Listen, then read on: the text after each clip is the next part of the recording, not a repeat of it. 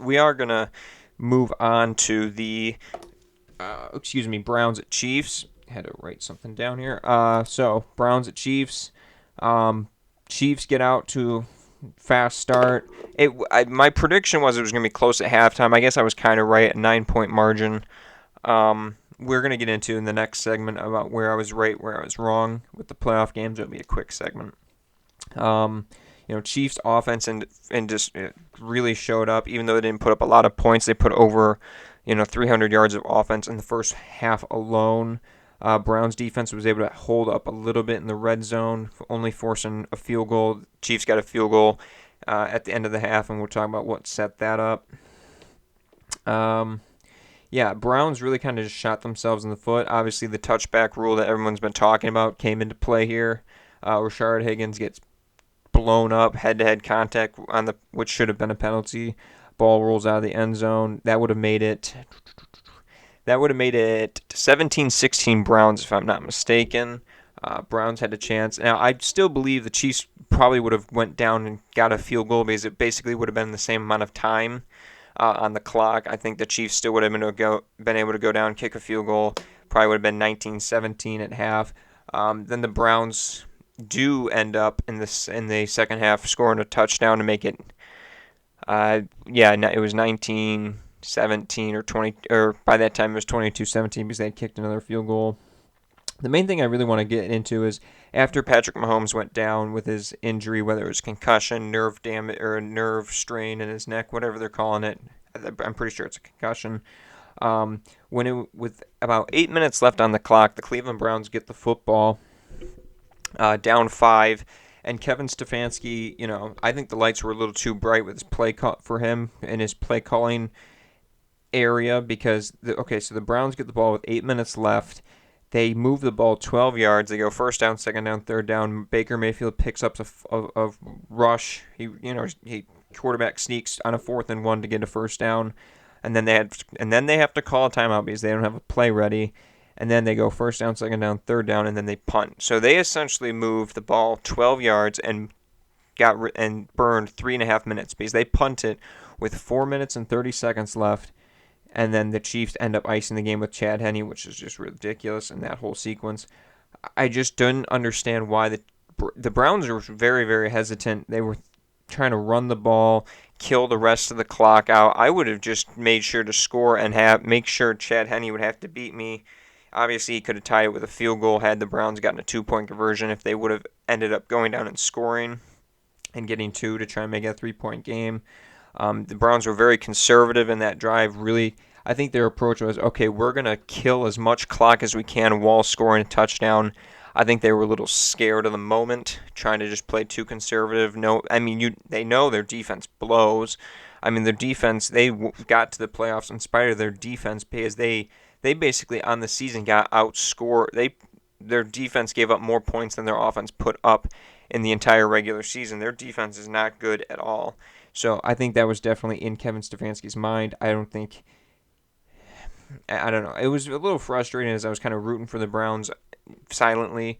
But Chiefs go to their third AFC championship at home in a row.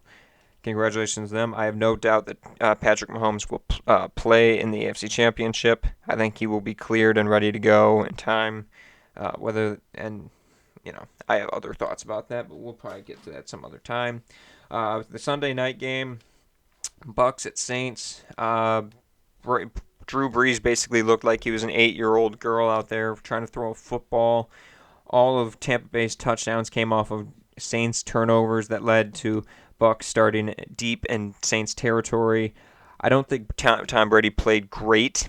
There's a bunch of national media and people are saying everywhere how Tom Brady played great. I don't think if you really, really watch the game objectively and you looked at what the Tampa Bay offense did without New Orleans' help, I don't think Tom Brady played great. I think he just played not as bad as Breeze, to not spit the bit like Breeze did. Take advantage of the turnovers you were given, not commit turnovers yourself, pound the rock a little bit with Leonard Fournette, and have your defense play very well, very, very well. Famous Jameis Winston gets a play. I think that was a huge indictment, and people probably don't look at it the same way I did.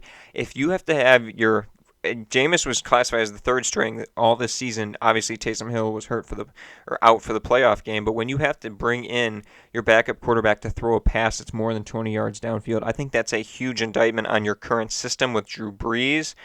Um, you know, I just I think that was a key moment, and I don't know why the Bucs fell for it when I saw Jameis lined up wide. I'm like, okay, so they're gonna get him the ball to throw it. I couldn't believe that the Bucs actually fell for the fake and trickery. Let's just look ahead real quick because it really wasn't that great of a game.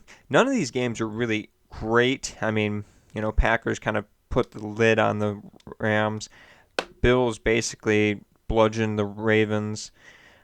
Browns and Chiefs was a little interesting, but the Bucs Saints game was kind of a dud.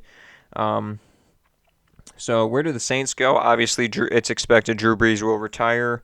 The New Orleans Saints, with the projected adjusted salary cap being $50 million less than it is this year, or I think it's 35 to 50 less. Nobody really knows.